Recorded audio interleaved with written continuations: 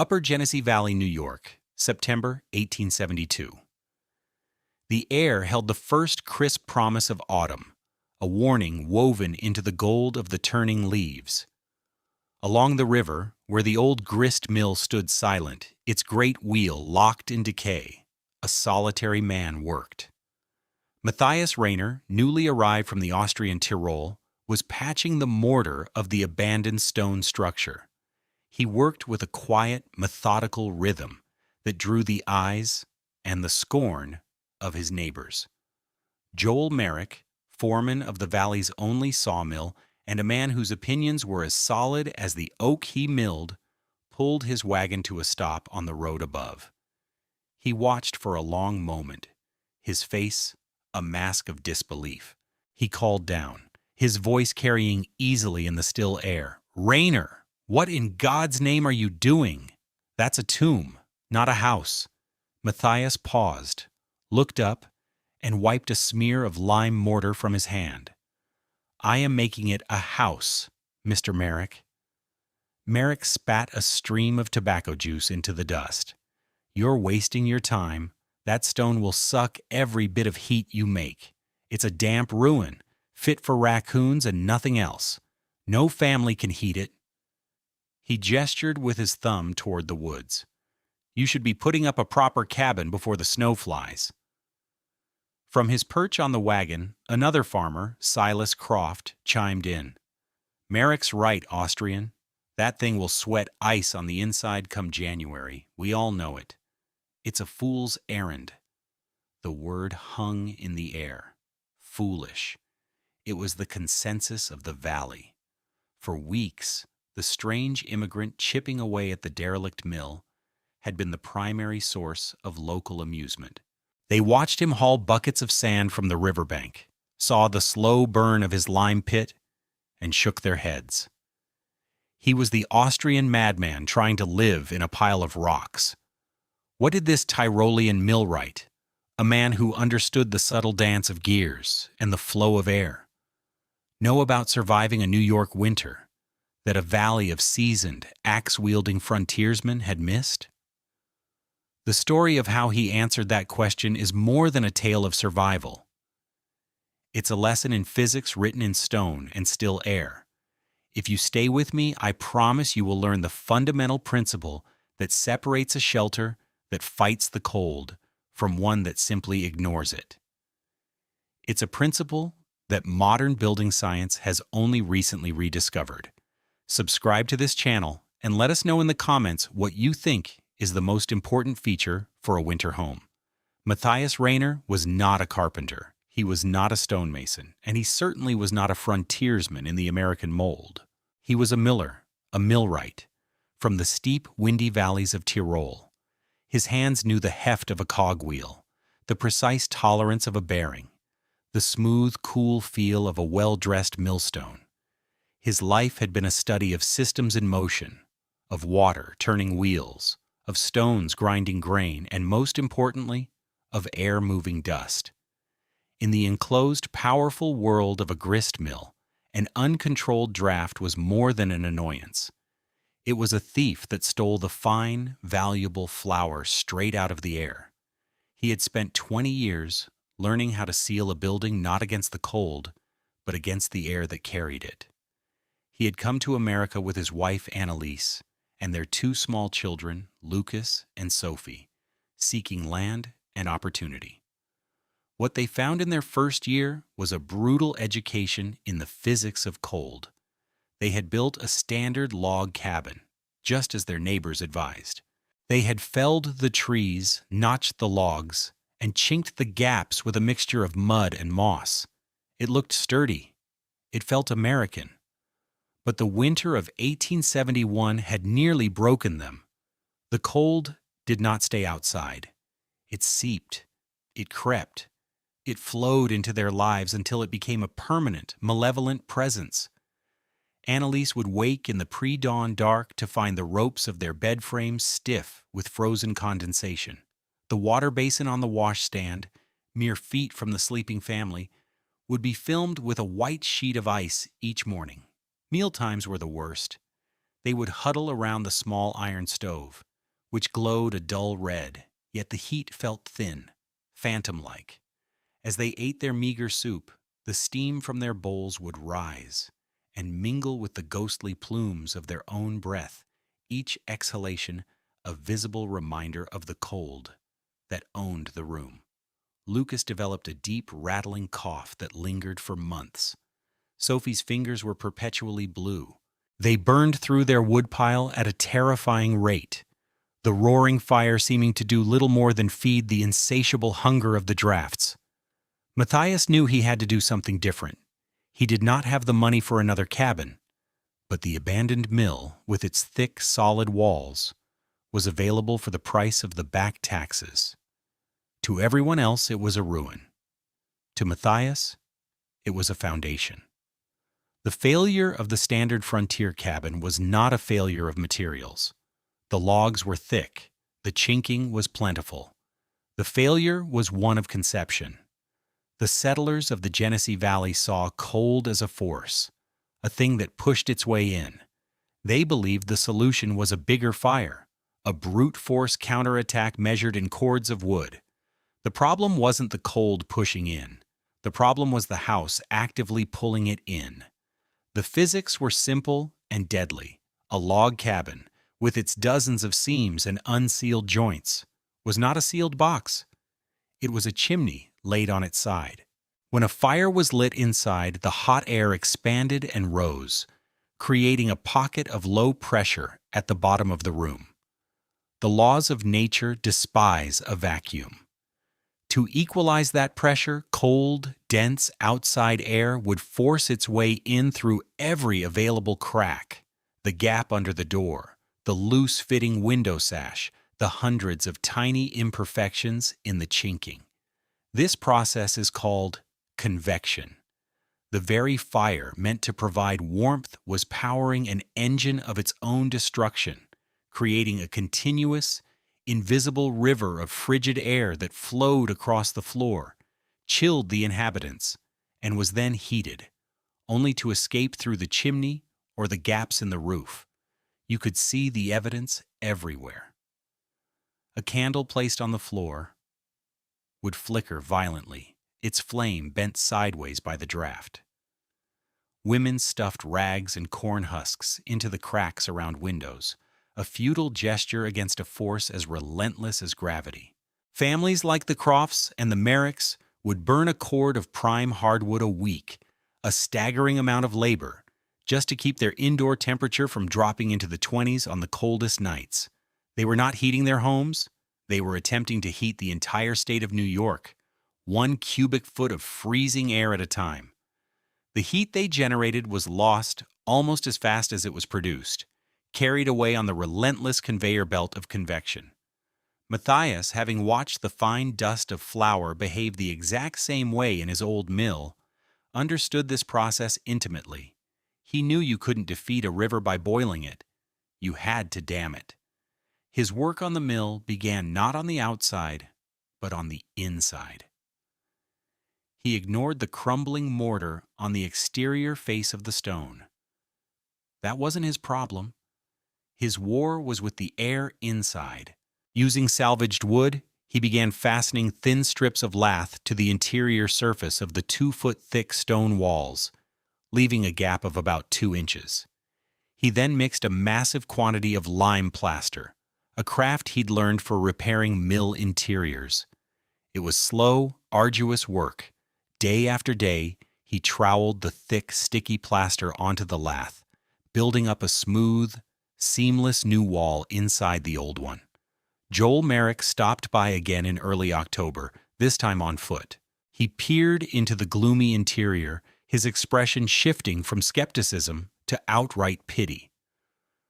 "Rainer, I tried to tell you," he said, his voice softer now, as if speaking to a sick child. "You're making a plaster wall. The damp from that stone will turn it to mush by spring. It'll peel right off." "The damp will stay in the stone," Matthias said, not looking up from his work. "The stone will not touch us." "But the cold will," Merrick insisted. "That air you're trapping in there, it'll be just as cold as the rock. It's useless. Air that does not move cannot steal heat, Matthias replied, pressing a final swath of plaster smooth. The conversation took a practical turn a week later. Matthias, his interior plaster shell complete, went to Merrick's sawmill. He needed dressed lumber, tongue and groove boards to create a final, warm interior surface and to build partitions for rooms. Merrick stood with his arms crossed, a plume of steam rising from his coffee mug in the chilled morning air. "Matthias, I can't in good conscience sell you my best boards for this," he said, shaking his head. "You're throwing good money into a stone pit. I'm not going to be the man who helped you build your family's sick room. The answer is no." He turned and walked away, effectively cutting Matthias off from the valley's primary source of building materials. The rejection was a blow, but it didn't stop him. Matthias spent the next 2 weeks painstakingly milling his own rough boards with a pit saw and the help of his wife, a brutal, exhausting task. The boards were uneven and ugly, but they were functional. He paneled the interior, creating his final barrier. Then he started on the entrance. To the locals, this was the most bizarre construction of all. He built a small, crude-looking box around the main door, about 6 feet square, with its own flimsy-looking outer door. It was an eyesore tacked onto the front of the stately old mill. Silas Croft, passing by, laughed out loud. "He's built a shed for his shed," he yelled to his companion. Annalise watched him hang the second door, her brow furrowed with a practical concern. "It is not beautiful, Matthias," she said quietly, her German accent soft. He paused, resting a hand on the rough wood of the new doorframe. "It does not need to be beautiful, Liebling," he answered. "It needs to be still." This was his two-pronged attack on convection. The house was no longer a single-line defense against the cold. It was a system.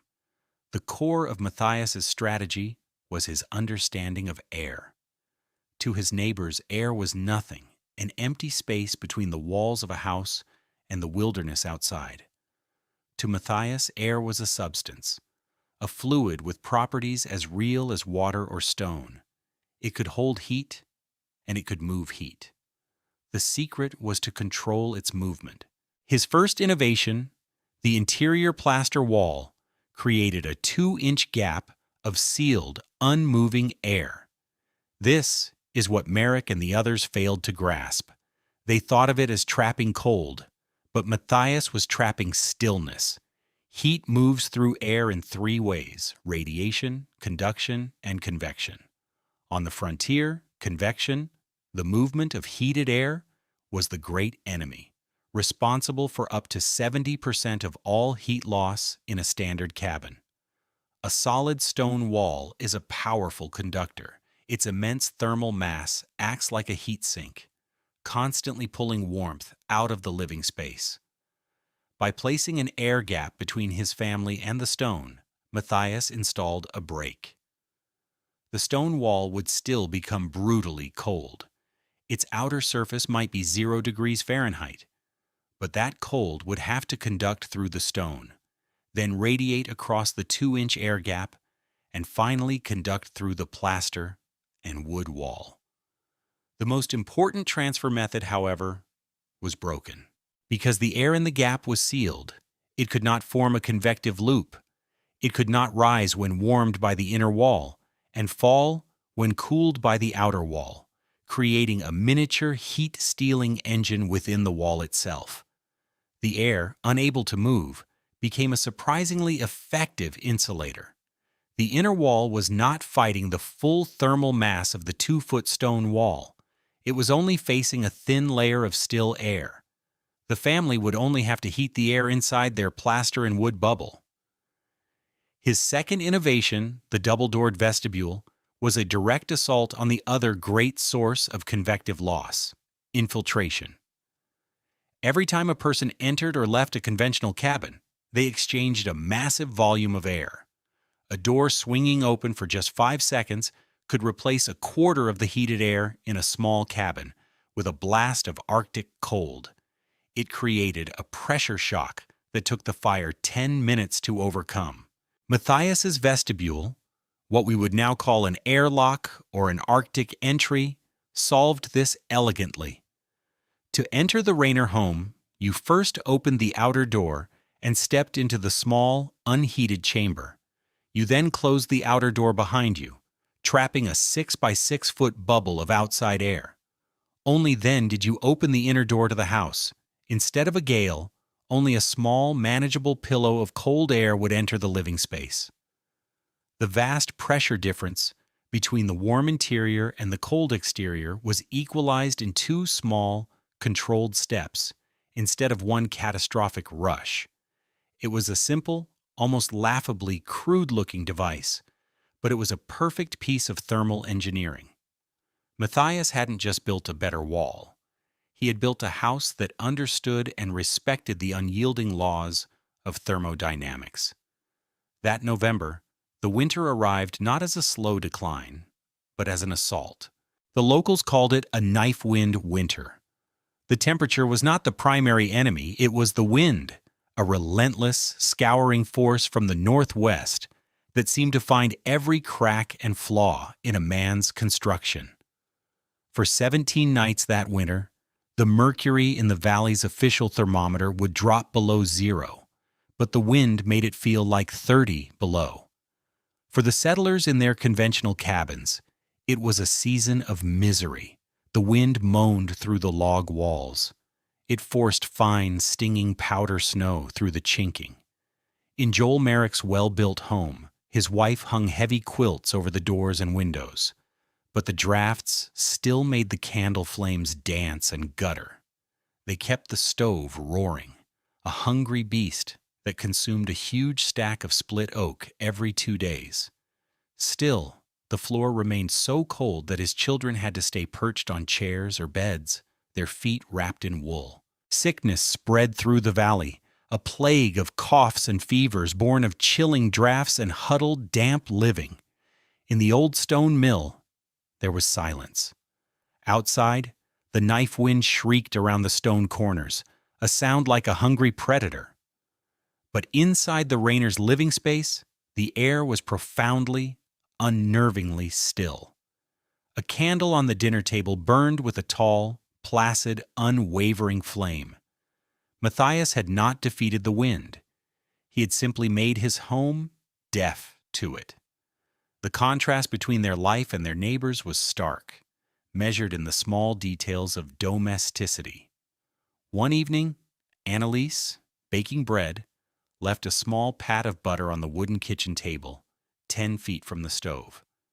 She forgot about it until the next morning. In any other house in the valley, it would have been a rock-hard, frozen lump. Here, it was still soft enough to spread. Lucas and Sophie, free from the tyranny of the cold floor, would lie on a bearskin rug, drawing on their slates for hours. They were not clustered around the fire. The entire living space was their domain.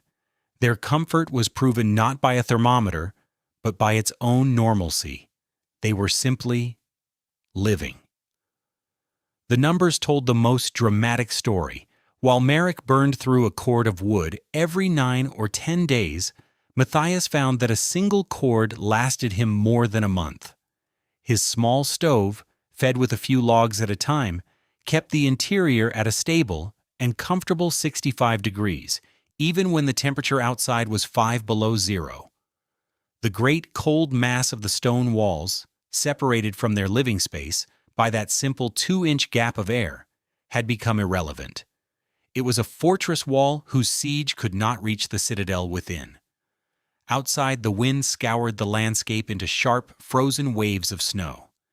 Inside, a delicate spider's web in the corner of a deep-set window pane, a relic from the autumn, hung perfectly motionless, day after day, a fragile testament to the stillness. The day of vindication came in mid-January, during the winter's most brutal cold snap. The wind had been howling for 3 straight days, and the temperature had not risen above 0. Joel Merrick found himself in a bind.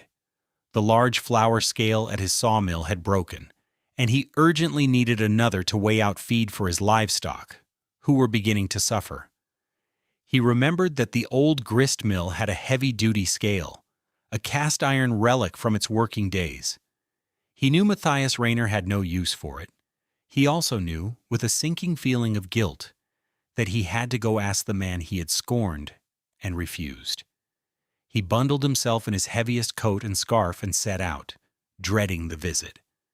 He imagined finding the family huddled in a single room, sick and freezing, a scene that would force him to offer charity he knew they would be too proud to accept. The walk to the mill was a battle.